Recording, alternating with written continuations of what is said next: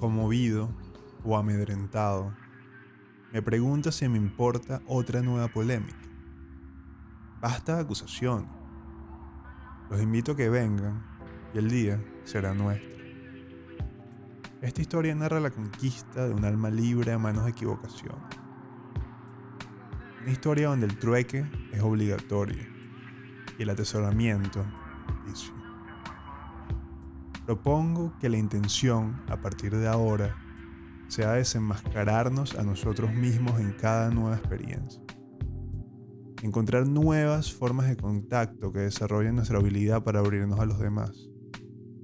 Hablar de una liberación de gestos aprendidos.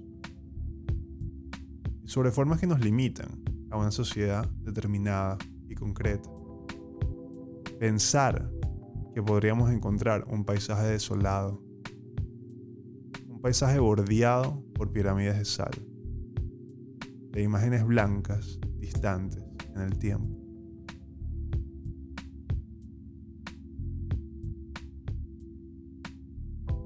Era el Festival de Cine de Caracas, ¿no? En el marco del Festival de Cine Documental. Sí, sí.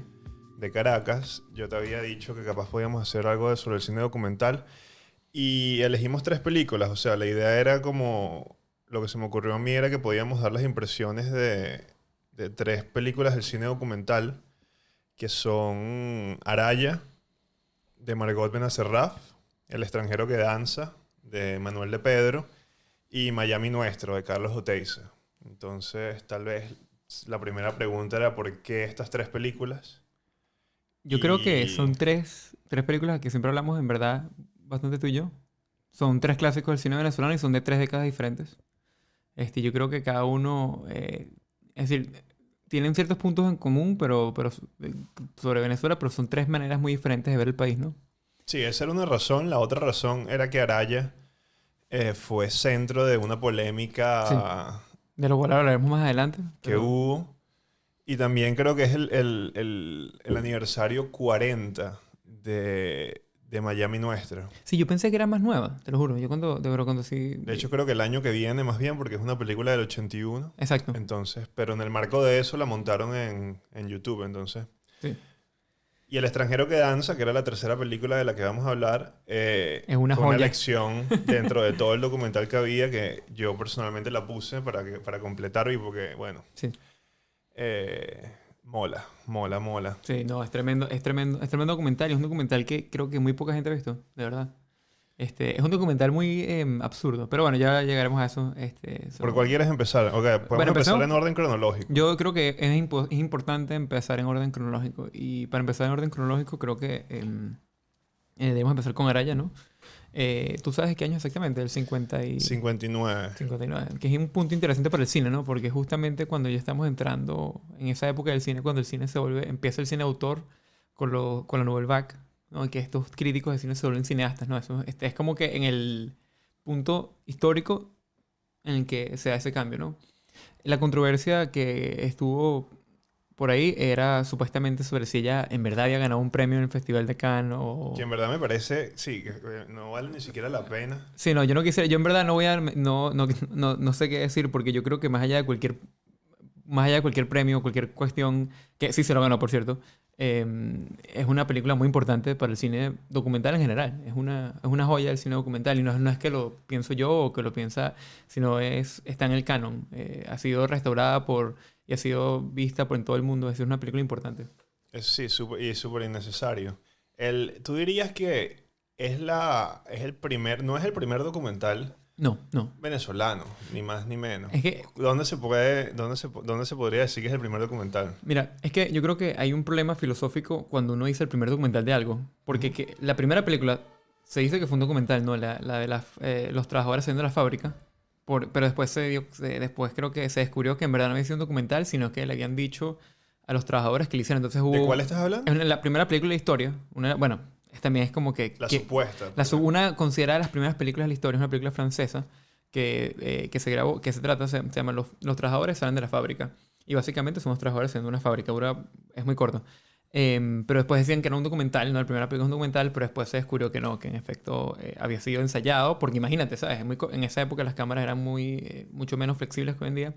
Y bueno, es decir, atrás de la historia de un documental siempre se debate los comienzos. Así que yo no me atrevería a decir cuál fue el primer documental venezolano, porque ¿qué es un documental venezolano? ¿Fue unos extranjeros que grabaron acá o fuimos los venezolanos? Y en ese punto, ¿quiénes somos los venezolanos? Porque también Araya es una coproducción francesa. Entonces también hay un poco de preguntas interesantes. ¿Qué significa? ¿De dónde es la película y tal? Que eso es más abstracto. Lo que sí no es abstracto, yo creo, es la importancia que tiene Araya. Y antes de entrar, creo que es importante que hagamos una pequeña sinopsis de la película. Ujú. Para las personas que no lo han visto, básicamente Araya es un documental sobre los trabajadores de la península de Araya, que es una región muy, muy aislada en Venezuela, que ellos trabajan sal desde la época de la colonia que la enviaban para España y hoy en día parecieran atrapados en el tiempo. Y básicamente Margot Seraf, con solamente un camarógrafo, se fue para allá en los 50 y grabó la vida de estas personas, una vida muy, no sé, bastante, bastante dramática y unas condiciones muy, muy horrendas donde vivían estas personas, ¿no? Un camarógrafo, ¿no? Sí, creo que eran dos personas. Dos personas. Creo que a ella le dijeron que hay gente que no le creían que eran dos personas porque hay unos planos que parecían de una grúa y supuestamente fue porque ellos encontraron una grúa ahí y lo utilizaron para hacer los planos de grúa. Entonces Ujú. es una historia muy interesante. Es una película, es un documental Poética. bastante poética, en especial el comienzo, lo cual me parece que tiene un punto de corte, un punto de similitud así con Hiroshima Mon Amour, que es la película con la que compartió el premio de la crítica en Cannes, que la gente dice que no se la pero se lo ganó. Hiroshima Mon Amour es un clásico del cine francés de Alain René. Y bueno, y también la película empieza con una secuencia más o menos así poética, obviamente con otro tema, pero es interesante que ambas películas tienen como estos comienzos, ¿no? Que están como en países, como en lugares que parecen extraterrestres. Me parece espectacular el comienzo. Sí, es una película, o sea, es bella, es Ujú. lírica. Y para mí, por mucho tiempo, fue capaz más que una película, fue casi como un mito, ¿no? Sí, Era como, es muy referenciada y, y me parece que, o sea, yo quiero, ese es un tema importante, ¿no? Es una película que se referencia mucho y como que se pone mucho en el altar ujú, porque fue a Cannes, independientemente de la polémica, si fue el premio del FIPRECIO, si fue el premio de ujú. tal, que se nombra mucho. Pero yo la pregunta que siempre te había dicho y te había comentado era, exacto, pero ¿por qué esta película es tan alabada? O sea, ¿por qué esta película es considerada, o sea, es de las mejores películas del cine venezolano y hasta como una película clave en el cine latinoamericano? Es decir, lamentablemente yo creo que muchas veces la gente la alaba por las razones incorrectas. Yo creo que muchas veces la gente en Venezuela hablaba de la película como la película venezolana que fue el Festival Francés, ¿no? Y incluso para personas que no están muy metidas en el mundo del cine, así es como piensan sobre cuando les mencionan esa película. Y en verdad es muy triste porque siento que la película tiene muchísimo más que haberse una película que estuvo en un festival en un momento histórico. Es una película que fue hecha por una mujer en los 50, lo cual creo que en el momento incluso en Cannes fue la única mujer en la selección del festival en su categoría, lo cual dice bastante y es algo que me parece que hoy en día también dice mucho, ¿no? Pero aparte de eso es una película espectacular, es una película que habla sobre las condiciones de estas personas tan aisladas en un país rico también. Y cuando tú hablas de la referencia, yo tuve la oportunidad de conocer a Margot hace un par de años. Y ella me contó que muchísimos comerciales en los 80 y los 70 se iban a la península de Araya y querían como copiarse las imágenes de ella para los comerciales, pero nunca les salía bien. Y ella decía que, claro, porque tienes que saber cómo grabarlo. Y el fotógrafo, bueno, el camarógrafo francés con el que fue, obviamente, era un tipo. Me puedo imaginar porque, o sea, la península de Araya, para el que no sabe, es una zona muy árida y de mucho sol, ¿no? Sí, Y me da la impresión yo, que tampoco soy el más capo con las cámaras, cuando se estaba filmando en rollos, si sí, era en el 59. sí, claro, claro. Y a mí por lo menos me ha pasado 1000 veces que me voy a la playa con una cámara de rollo y regreso con unas fotos quemadas que no Sí. se ve nada. Entonces, No, es también difícil. me parece, desde el punto de vista técnico, también hay un tema de dificultad ahí, ¿no? Como Claro, que, ¿sabes? Tienes claro. cuántos rollos, los rollos que te llevas. Ella me contó, yo le pregunté eso, ¿no? Yo obviamente, como a mí sí me interesa mucho la parte técnica, ¿no? Yo le pregunté cómo era el tema de las películas y de llevar la película para allá y grabar en esas condiciones, porque también es, como tú dices, es decir, hay mucha Es luz, húmeda. es húmedo, todas esas cosas. Y, no, y otra cosa que es muy malo para las cámaras es la arena como tal, o la sal. Pueden dañar muy fácilmente los equipos y en esa época no eran tan resistentes como hoy. Y ella me contó que, bueno, que ella a veces se le acaban las películas y a veces las personas pedían que la filmara y ella decía que ella no podía. Muchas cosas que ella no pudo grabar porque simplemente no tenía suficiente película para grabarlas. Y eso me parece como que son cosas que hoy en día uno no se imagina, ¿no? O sea, ese tipo de limitaciones. Y más allá de eso, también una decisión estética interesante que es que la grabaron en blanco y negro cuando ya el color estaba establecido. Y yo creo que esto es O estaba empezando. no, yo creo que ya existía por un tiempo, estaba establecido, digamos que el color ya estaba camino a ser el estándar, se podría decir. Había bastantes películas en blanco y negro, pero en este caso siento que el blanco y negro agrega muchísimo, le da como esta distancia, ¿no? Y hace que cuando es blanco y negro hay como más contraste, ¿no?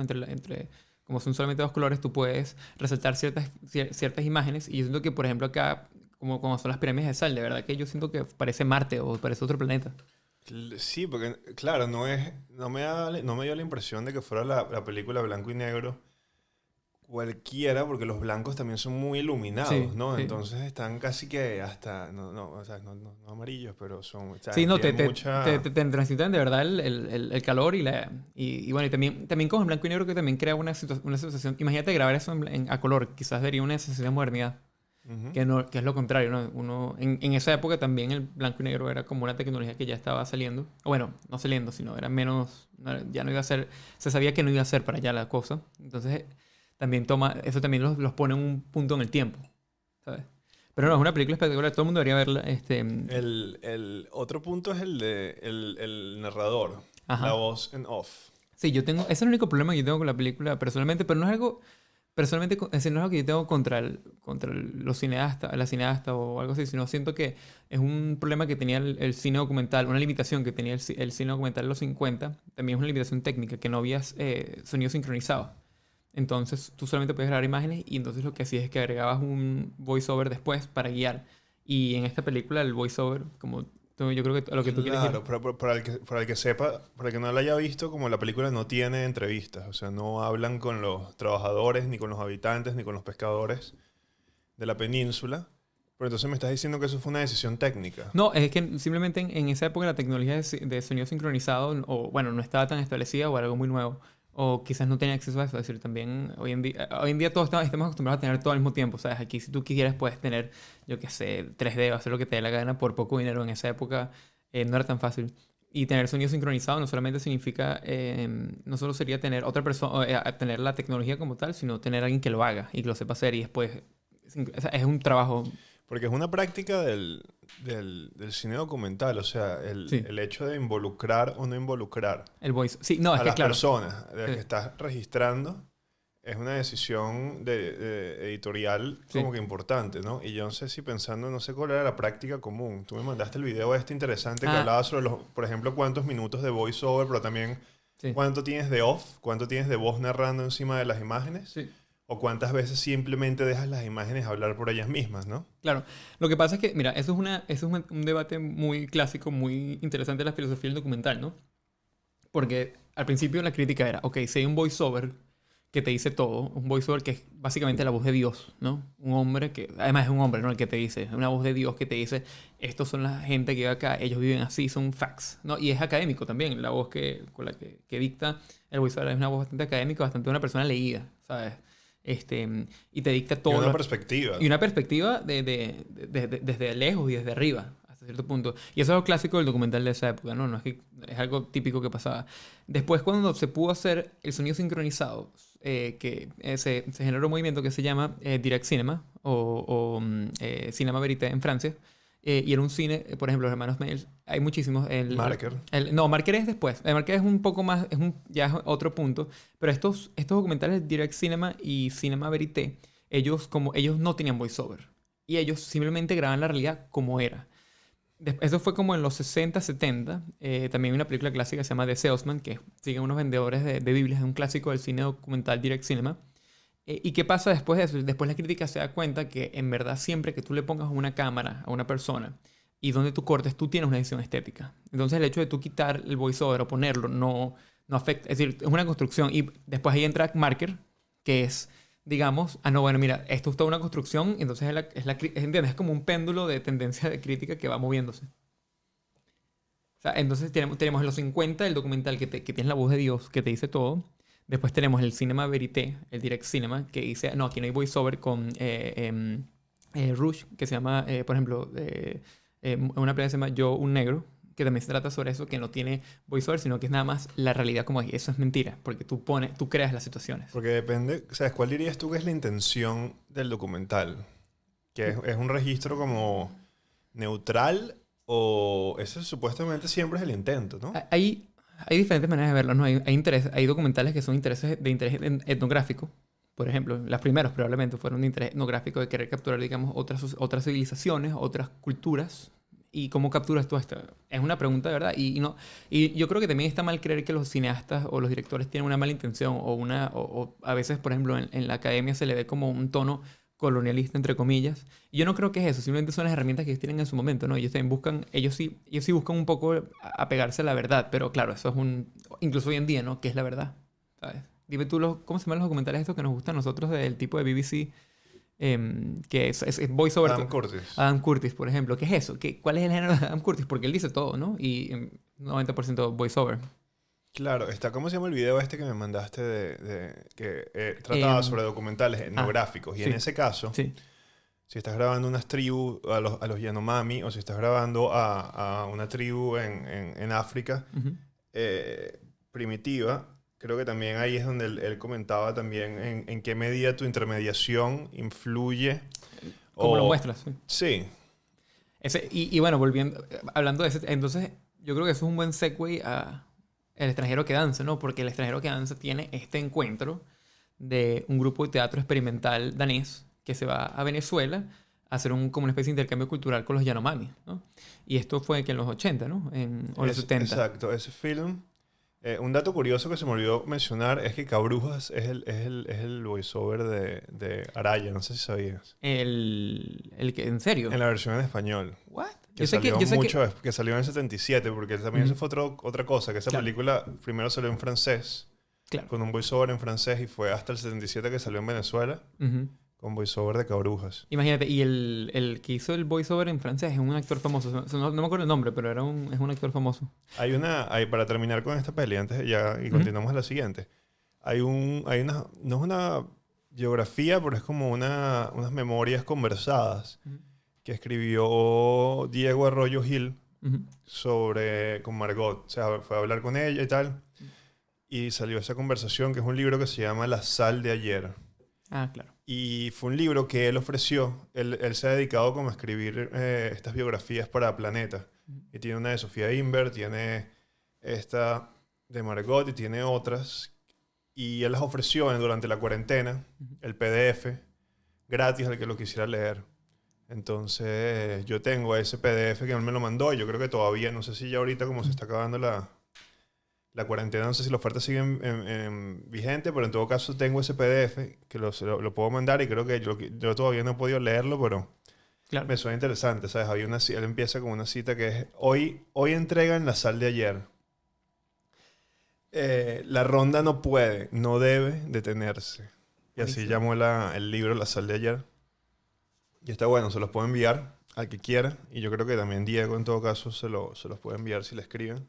Ahora te tengo una pregunta para ti, antes de que pasemos la página aquí. ¿Tú qué Ajá. opinas del tema del autor con una sola obra? Ah, que era la crítica que le estaban lanzando también, ¿no? Ujú. ¿Tú qué opinas del tema del autor y bueno, o solamente una obra, ¿no? Yo tengo una opinión al respecto. Eso es una cosa que uno escucha mucho en Twitter, ¿no? Es como, no, ¿qué obra tiene él? ¿Qué obra tiene ella? No sé, hay gente que parece que le pone mucho énfasis a la obra. Ujú. Y bueno, deberíamos definir obra. Yo lo Primero, pongo al tal revés. vez. No, vamos a hacerlo al revés, ¿no? Vamos a hacerlo al revés. Piensa, por ejemplo, en... ¿cómo se llama? El Bay, el de las películas de Transformers. Ajá. Tipo, tiene una obra. ¿Te parece que es bueno? Es decir, no sé. Sí, no, la ampliedad, o Michael sea, Bay. el número de películas o libros o lo que sea que conforme tu obra, no creo que sea la manera de medir, ¿no? No, Una para calidad. nada, para nada. No sé, me parece una pregunta que es reduccionista y que entonces habla de como que quiere volver la cantidad, Ujú. la manera de evaluar a alguien. No sé, es que también depende de la pregunta. Yo no creo que ella hizo esta película que es importante. Ujú. Y es una película que marcó época y ella tiene otra cantidad de cosas que forman parte de su obra. También la obra puede ser más amplia, ¿sabes? La obra también puede ser institucional, la obra también puede ser de carrera. Me parece una mala pregunta. Sí, no sé, porque yo pensé en el inverso, ¿no? O sea, dice, yo conozco muchísimos. Que tienen una obra Una gigantesca. obra gigantesca y es malísima. Es decir, tipo... Entonces, una sola gran película vale menos que una gran obra de malas películas. Eso es como... Es lo que yo creo, porque ¿de cuándo fue la última vez que Woody Allen hizo una película buena? Es decir, de verdad, yo honestamente, ¿sabes? Coño, ¿por qué me caes a coñazos de Woody Allen? No, bueno, porque, no sé, no sé, es para dar un ejemplo, ¿no? ¿Sabes? Tipo, Sí, sí, yo entiendo. bueno, Michael Bay bueno, aunque él también tiene un tema interesante, estético interesante de sus películas, pero claro, pero sus películas no son buenas, en verdad, y tiene una obra, y quizás en unos años, en otra dimensión, haya una retrospectiva, ¿no? No, yo creo que la posición nuestra es clara. Es como que hay que analizar por qué cada obra es buena, no por Claro. qué no si una obra o varias obras. Sí, que no es lo mismo que la muerte del autor, tampoco. Porque hay gente que combina eso, o sea, es decir, uno no es que tienes que separar el autor de la obra, no es lo mismo, ¿sabes? El autor y la obra están interconectados. Pero yo creo que, en especial en el cine, es tan difícil hacer una película. Es tan costoso, requiere tanta energía y requiere tantas cosas que se den, que ni siquiera tiene que a un cierto punto, ni siquiera tiene que ver con el cineasta. Y yo sí sé que Marconi intentó hacer otras películas y unos proyectos bastante grandes. Y por una razón u otra, quizás por cuestiones de la época, no se dieron, ¿sabes? Y es una tragedia. Muchísimas películas no se dan porque simplemente es cuestiones de suerte. Y yo por eso también siento que es injusto reducirla a solamente esta obra, ¿no? Es mucho más complicado que eso. Mira esto que te voy a decir. Yo fui a hablar con Manuel de Pedro, que es el director de la siguiente película, El extranjero que danza. Y en algún momento de la conversación salió el tema de que, bueno, se podría decir Ujú. que el cine venezolano, lo mejor del cine venezolano es el documental. Y Interesante. de hecho, capaz es posible que el documental sea como ciertos documentales sean las mejores películas venezolanas. Bueno, Una opinión. yo argumentaría que quizás el documental es el mejor cine de todo. ¿Sabes? Es decir, Ok. tipo, hay una película de ficción, de verdad. Yo tengo que ver una película de ficción y que diga que sea, en cierta forma, más importante que una película como Shoah. No existe. Es decir, no importa, Stanley Kubrick, Hitchcock, Wells, los grandes genios del cine, cualquiera de ellos, ninguno de ellos hizo una película de la importancia histórica de una película como Shoah de Claude Lanzmann. O por ejemplo, o Sans-Soleil de Chris Esa Marker. es de mis top Eso, películas favoritas. y eso Sans Soleil de Chris Marker. eso es una obra maestra. Y sí, bueno, Sans-Soleil tiene un elemento de ficcionalización, sin duda. Pero yo sí siento que hay algo inherente del poder del documental que va por encima de la ficción. Y porque la realidad es más rara que la ficción. Eso es una cosa que, en especial hoy en día, te das cuenta. Es una propuesta interesante. También, justamente, es posible que el cine haya comenzado en Venezuela con el documental a través del petróleo. Hay Ujú. uno de los primeros Interesante. documentos visuales que hay en Venezuela es sobre justamente los efectos del petróleo, las primeras empresas americanas que llegaron, que son Sí. registros como de la gente que vivía ahí o de las compañías. Entonces se podría datear tal vez por ahí algún comienzo del cine en uno de esos documentos del petróleo.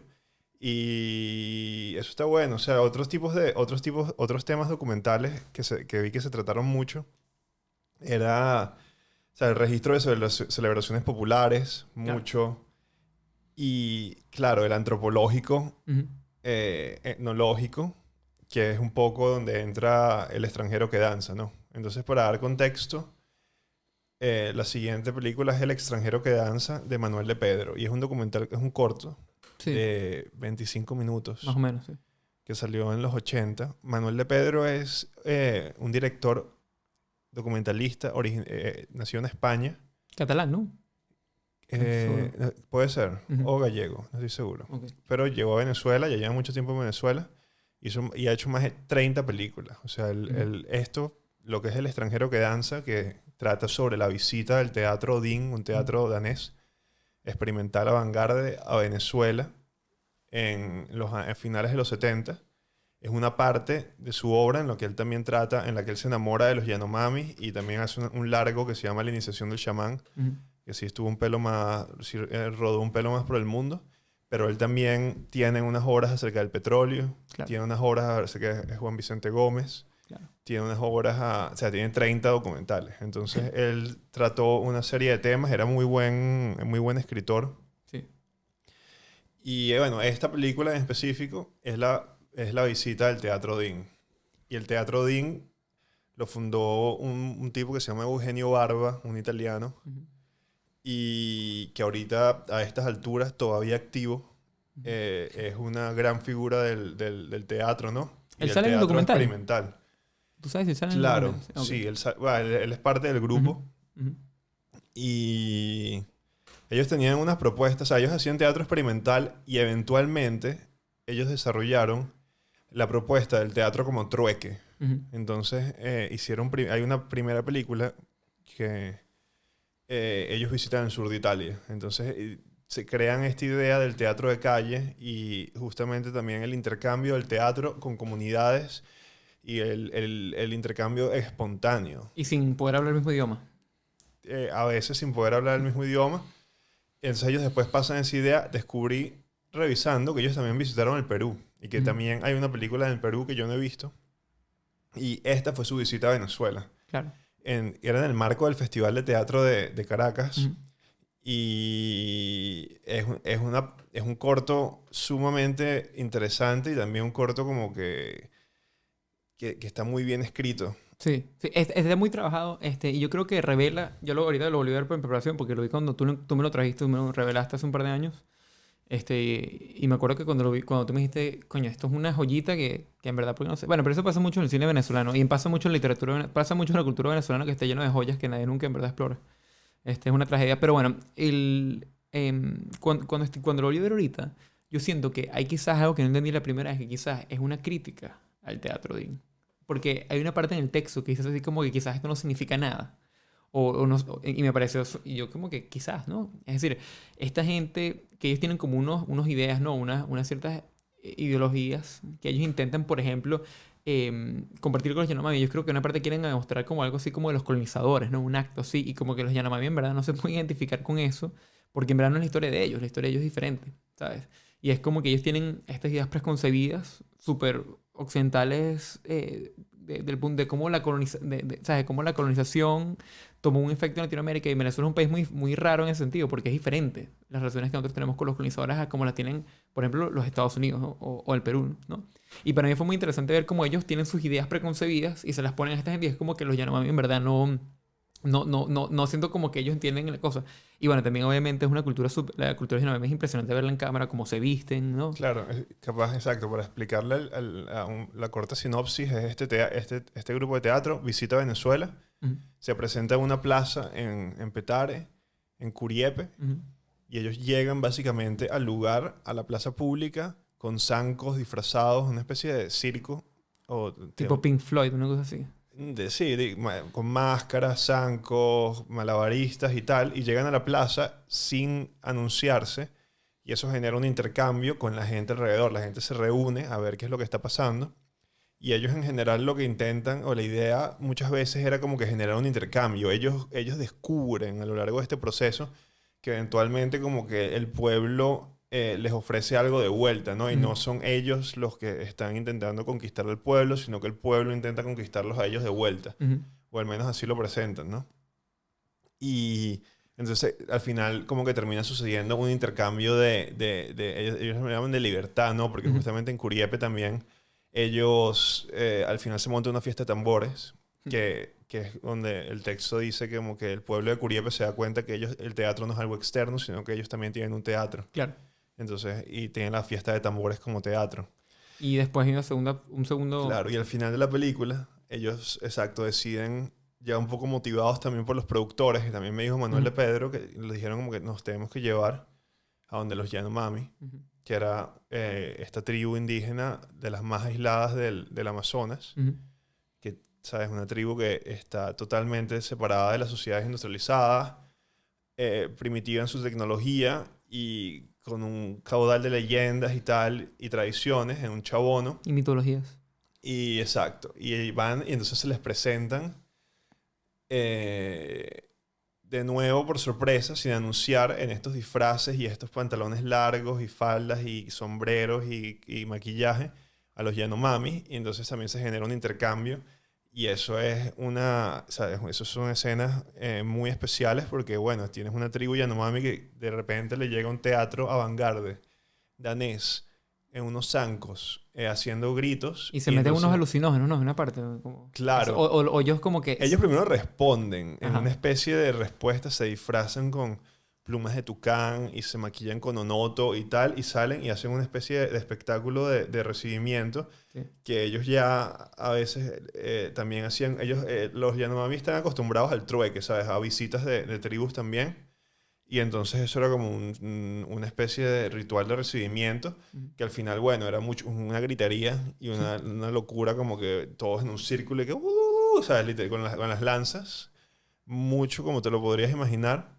Y después de eso, bueno, hay una frase que a mí me gusta mucho que es como que dice que es como que el trueque es obligatorio, el atesoramiento un vicio. Y es como que ellos están acostumbrados a hacer el trueque en estas visitas de tribus. Claro. Entonces, eventualmente a ellos le toca, entonces el consumo de alucinógenos Claro. es una cosa de todos los días para los Yanomamis. Entonces hay una parte donde ellos ya entonces consumen alucinógenos y hay un teatro, hay una Sí. especie de teatro Yanomami que ellos presentan, que es la historia de la tortuga y el tigre, Mm. que es que una tortuga, que es que todos los Yanomami se van a casar y Mm. una tortuga se queda cuidando el chabono. Y entonces llega el tigre y se va a comer a la tortuga, pero antes de que se la coma, la tortuga le dice que por favor le deje hacerle cosquillas antes Mm. como último deseo. Y el tigre la deja y la Mm. tortuga, haciéndole cosquillas, muerde al tigre y lo mata. Entonces tienes a Yanomami eh, como que ahogándose, como si Mm. fuera el tigre muriendo y cae al piso en una especie de proto-actuación. Bien. Qué bolas. Y sí, porque y aparte los Yanomamis tienen un carácter como muy histriónico, son como que, ¿sabes? Son Sí, sí. todos alterados en Sí. su manera a veces. Y Y que es muy interesante, ¿no? Porque ves como este tipo de arquetipos que me aparecen en todas las civilizaciones. ¿Sabes? Una especie de pelea entre David y Goliat, ¿no? ¿Sabes? La tortuga y el tigre. Como son arquetipos casi de la naturaleza, de la condición humana, ¿no? y hay varias, en la iniciación del chamán, que es después del largo, él habla de otras muchas leyendas que ellos se transmiten, Ujú. donde tienen otros espíritus y tal. Entonces es interesante, es de nuevo, se puede ver que esta es una película donde no hay entrevistas de nuevo, Claro. es puro voiceover Ujú.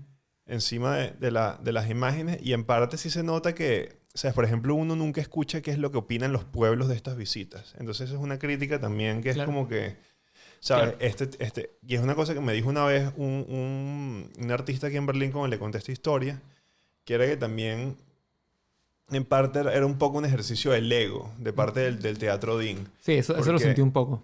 sea, obviamente hay un carácter performativo, pero también ellos como que entonces llegan con que también es un teatro básico, como que ellos dicen que no, este es el libro de las danzas y tal, pero al final es un pelo un desastrico, ¿sabes? Sí, Como sí, que también ellos pegan gritos, sí. se lanzan al piso, como que tampoco es... Yo siento que también hay una parte que puede ser problemática y puede ser un poco ofensiva. Es decir, yo me pongo a pensar también como que hay una parte que ellos están como que hablando como dicen en inglés, speaking in tongues, como los Yanomami. Los Yanomami tienen su idioma, ¿sabes? Ellos tienen ellos se pueden comunicar y ellos y los actores del teatro están como inventando, balbuceando cosas.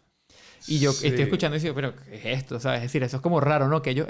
O sea, hay ejercicios de teatro ahí, pero el hecho de que me falte la otra perspectiva claro. también, Sí. y que también como que ellos ¿sabes? Pongan en un altar este performance que Ujú. tal vez desde la perspectiva local puede ser un poco como que, ¿qué coño fueron estos panas? ¿Y Sí. qué está pasando? ¿Sabes? ¿Qué valor tiene de verdad este baile que parece ¿Qué significa, que una no? loquetera? Claro, sí, hay mucha falta de información, pero a pesar de eso, el documental es muy bello Sí, y sí, el texto es bueno. O sea, a mí sí. me gusta mucho el texto particularmente. Sí. Y bueno, ahorita estás hablando de entrevistas, ¿no? Creo que eso puede ser el segue al último documental que tenemos hoy. Claro, entonces tenemos dos documentales hasta ahora que no tienen entrevistas, uno sobre la visita a un teatro, otro sobre una península lejana al borde de Venezuela. Ujú. El último Y, que tenemos. y el último que tenemos es Miami Nuestro, que también es del 81, capaz un año después. Sí. Y yo no sé, dime tú, o sea, a mí me parece, este documental está aquí, bueno, porque cumple 40 años, pero porque a mucha gente es muy referenciado Ujú. también. Sí, yo creo que, es decir, Entonces, ¿qué te parece a ti? ¿Por qué debería ser tan referenciado? no sé, mira, yo creo que es un documental que es difícil, ¿no? En el sentido de como que a mí me gusta, es decir, quiero decir que me gusta el documental, me parece súper... Yo tengo, a mí me molesta muchísimo cuando las visiones que se tienen de afuera de Venezuela o las películas que se hacen en Venezuela siempre son, digamos, de las situaciones extremas en Venezuela, ya sea cuestiones aisladas en la ciudad, fuera de las ciudades, y nunca hay, no hay, en verdad, muchas cosas que te muestren mucho cómo son las personas, digamos, de los contextos más clase media o la clase media que existió. ¿Sabes? O la Venezuela normal, o sea, bueno, de clase media y esas historias, ¿no? ¿Qué pasaba con eso? Y yo siento que en Miami Nuestro, sin duda es una crítica a eso, al materialismo, pero también es una mirada hacia esa sociedad que ya no existe, ¿no? Que se acabó en los últimos años y que si bien en el momento te pudiste haber burlado mucho de eso, yo creo que hoy en día trae una cierta sensación de nostalgia, ¿no? Sí, para el que no lo haya visto, o sea, Miami Nuestro Bueno, es acerca de una clase media venezolana en los 70, que fue una época de bonanza petrolera en Venezuela, ujú. que iba mucho a Miami. O sea, casi que Miami Nuestro es el título de la película porque estaba casi que apoderada de Miami. Entonces Y también Miami responde, porque también en Miami los venezolanos son bienvenidos. Entonces también ahí ves hay unas relaciones que hoy en día han cambiado, ¿no? Como éramos recibidos antes, Yo creo que Miami Nuestro es un documental que funciona bien hoy en día. ¿Sabes? Por el contexto de qué fuerte que esto fue hace un momento, ¿no? Exacto, porque en primero no pareciera posible, o sea, o tal vez suena extraño que, por ejemplo, Lee, que lo vio, Ujú, que aunque no es de Venezuela, también se preguntó, porque ella solo tiene la referencia de lo que está pasando en Venezuela ahorita, ¿no? Entonces es como extraño de repente ujú. tener este documental donde entonces el centro de Miami financieramente, que sí que está soportado por Venezuela en parte. Claro. A mí me parece interesante la película, que yo siento que las entrevistas que tiene con los venezolanos, hay una cierta inocencia. Primero, yo no siento que en la mayoría de los venezolanos que entrevista, es decir, sí hay unos que se nota que son de clases muy altas, pero hay muchos que están, por ejemplo, que están, por ejemplo, llegando en autobuses, que están de paseo. Yo no siento que sea necesariamente la idea de lo que uno asocia con la clase alta latinoamericana en otros Clase países. media. Es una clase media que por la situación petrolera del país, por el petróleo, tiene la posibilidad de ir para allá a comprar. Y básicamente, porque también hay una parte de que le pregunto a una empleada, que es una de mis escenas favoritas, que incluso las familias con más dinero se llevaban a las empleadas domésticas a Miami y le pregunta a la empleada qué opina de Miami. Y dice que acá no hay nada que hacer. Sí, Y esa fue parte me reí. esa parte, y porque bueno, si alguien ha ido a Miami, en verdad en Miami no hay mucho que hacer. O sea, es un registro muy valioso de Sí, que eso existía y de que eso era así, ¿no?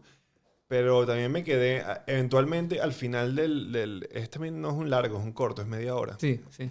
También me quedé me aburrí un poquito, Ujú, personalmente, porque ya era un poco lo mismo. claro. O sea, era como que, sí, Venezuela, Venezuela, Venezuela, en Miami. Mi parte favorita es la de la prostituta. Esa parte es Esos buena. son El los momentos. comienzo también me parece, la Sí, intención es cómica, ¿o sí. no?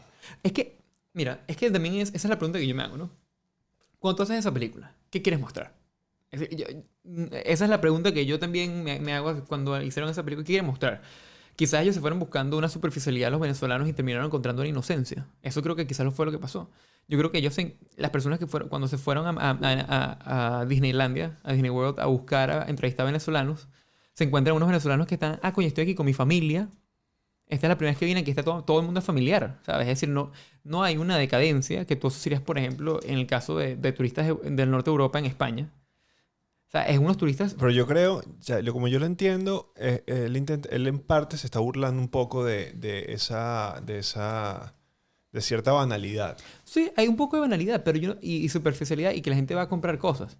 Pero yo no siento, O ¿sabes? sea, con un consumismo. Claro, sí, un consumismo, claro, sin duda. ¿Sabes? Pero los indicios, por ejemplo, porque Lee tampoco no lo vio tanto así, y o sea, un indicio que yo vi que sí era la intención, era, por ejemplo, en el póster. Ujú, El póster es una caricatura, pero es una cara como muy distorsionada de esta señora, como que con las joyas y tal, claro. pero es como, o sea, es una caricatura de esa persona, ¿no? Es decir, piensa ideológicamente qué hace este texto. Este texto es una crítica a el sistema de la Venezuela Saudita, ¿no? Es decir, si lo lees así, esto es una película que en cierta forma yo podría ver como, digamos, en un programa oficialista en Venezuela, podrían utilizarlo para burlarse. Y podrían argumentarlo como que había gente... Se pasó, seguro sucedió. Y quizás, bueno, quizás no, bueno, no sé, en verdad, quizás tú puedes utilizarlo como arma para decir, mira, aquí esta era la clase élite venezolana y mira cómo está el resto del país. Que en verdad es mucho más complicado que eso, porque dentro de todo en la época rentista de Venezuela, en cierta forma hubo un crecimiento en general, ¿sabes? Es más complicado que eso. Yo siento, a mí me gusta mucho ese documental, me entretiene verlo, pero sí, me da risa, ¿sabes? Me da risa ver a la gente. Porque el argumento puede decir que es como es un registro del turismo enloquecido Sí, o de un tipo de turismo muy específico que también se pueden preguntar por qué ese tipo de turismo claro. tan avasallador de ese tamaño a Miami específicamente, Sí. que también hay razones de respuesta. Me parece que... Dicen, hay una parte que, la parte de la caricatura, creo que la mujer de la caricatura es la que entrevista en Maiquetía, en el aeropuerto, ajá. que ella dice que ella le gusta la comodidad de Estados Unidos y le gusta la seguridad, ¿no? Que es bastante seguro Estados Unidos, ¿no? Que en cierta forma son características que se van a ir amplificando, ¿sabes? Porque yo me acuerdo que desde que yo tengo memoria, también Miami siempre sigue siendo, en cierta forma, una especie de... Significa algo para los venezolanos muy, muy particular. O sea, yo siento que tiene un símbolo para los venezolanos. O sea, negativo o positivo, pero significa algo, ¿no? Y quizás ver esta versión anterior, ¿qué significa hoy en día? Yo siempre he pensado cómo sería Miami nuestro hoy en día, ¿no? Sería encontrarse con estas nuevas élites chavistas, por ejemplo, y sus supermansiones, o encontrarse con venezolanos que están trabajando en un restaurante. O sea, para mí sería interesante ver cómo esta dinámica ha cambiado en los últimos 40 años. Mm. Esa fue la pregunta que me hice. ¿Cómo sería Miami nuestro 2?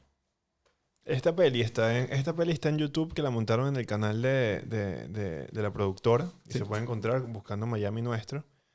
El extranjero que danza se puede comprar. La encontré en la página del Teatro Dean. Está en inglés, pero se llama en verdad Theater Meets Ritual. Ujú. O sea, se llama diferente, pero está ahí. Yo pensé que no estaba. A mí cuando me la pasaron me la dieron en un disco duro y me dijeron no se la deja a nadie. Imagínate. Historias Y, del y la Araya está también... Milestone Collection. Es un DVD que pueden comprar. Es la manera legal de verla. Y esa es más fácil también de encontrar también. En Amazon creo que la tienen en el DVD. Es sí. es la más canonizada. Sí, ya está en el canal. También es difícil ¿Te canonizar. pillaste las películas del Sí. documental de cine Sí. en Caracas? Me vi algunas, no tuve la oportunidad de verlas todas. Unas ya las he visto. Vi la de un amigo mío, la de Tuki Yankel, bien buena. Está todo bien. Se trata sobre la crisis venezolana en las medicinas. Y bueno, un documental Hay muy una de fuerte. Lorenzo Vigas, Ese lo había visto hace tiempo, entonces no lo he visto. Pero ¿de qué era esa? Tal vez el era. colector de orquídeas. Sí, o el era, coleccionista de era orquídeas. creo que era algo biográfico. No, yo me acuerdo que hace tiempo supe o vi un pedazo, pero no lo vi. También vi otro que se llamaba El Paraíso, ¿no? De una chica, que era la historia de su familia, contada con videos familiares. Me parece que tenía era su proyecto de máster, creo. Me pareció interesante, lo recomiendo. Ya no está, ya no se puede ver, entonces quizás estas recomendaciones son inútiles, pero la de Tuki que la pueden ver en Movie. Está en Movie, si tienen Movie, la MUB alta I. Ahí está, creo que en su biblioteca de Movie. Muy buena película, me gustó mucho. Tuki, un amigo acá de Berlín. Y bueno, ¿no? Había varias. Había otra de, ¿cómo se llama? Que tú viste que se llamaba El artista del editor. Era un corto, ¿no? Que tú me pasaste una vez. Era el cortometraje de Coño. Hostos. Ese estaba bien interesante. Historia y montaje. Historia y montaje, me gustó muchísimo. Me recordó a Godard. Ese está en Vimeo y ese también era parte de los Ujú. cortometrajes. Sí. Sí, vale la pena revisar un poco también lo ¿Qué que... se está haciendo hoy en día, no? Sí, porque supongo que si esto lo empiezan a hacer todos los años, porque esto es nuevo, ¿no? Esto no... Coño, no sé, quizás. Es decir, no, creo que me sorprendería si fuese nuevo. Yo creo que esto es algo que probablemente lleva un par de años. No, en verdad deberías saberlo, ¿no? Porque tú por ahí capaz tienes algo viniendo pronto. ¿Te imaginas? Un documental con el que llevo haciendo como 5 años. Bueno, pero por eso. Sí, no, yo no se lo recomiendo. El cine documental es un cine bastante difícil de hacer. Nunca se acaba. Se De acaba esta cuando saca el lista- dinero. De esta lista, bueno, porque Lorenzo Vigas desde allá, Ah, eso no claro. es un documental. No, es una película de ficción ganadora en Venecia, el 2017 creo. Tremenda película, una de las Correcto. grandes películas de los últimos años. Porque de esta lista, bueno, yo por un libro voy a poder publicarles una lista que voy a intentar que sea lo más extensa posible del documental venezolano, que ahí entran Sí. varias cosas y van a entrar estas películas. No sé si hay alguna del documental que no fueron de estas tres que le quisieras hacer una mención especial. Oye, específicamente, sino también vamos a tener la lista. A mí personalmente, El extranjero que danza es la que me gustó. Araya y Miami Nuestro, Araya la valoro bastante. También es una película densa y lírica, o sea, es una película pero es que... corta, eso es es más fácil de digerir porque es más corta. Miami Nuestro la pongo de última entre estas tres. Yo no voy a dar puntaje porque yo creo que eso... Es decir, a mí las tres me gustan muchísimo. Creo que son películas muy diferentes también. O sea, son hechas en contextos muy diferentes. Ahora quizás, no sé, quizás Miami Nuestra es la más importante hoy en día, no sé. Es decir, son las preguntas que yo me hago. También yo... Sí, es personal, Sí. el rating es personal. Eso me dejó un poco aburrido. El que quiera que no la encuentre, yo le puedo pasar El extranjero que danza Ujú. por correo si nos escriben. Ujú. Y nada, yo no tengo más nada que decir acerca de estas tres películas. Eso es todo. Cine documental venezolano, claroscuro, grabados de la casa. Sobre el cine que nos ve, El cine que nos ve. estamos hablando. Aló.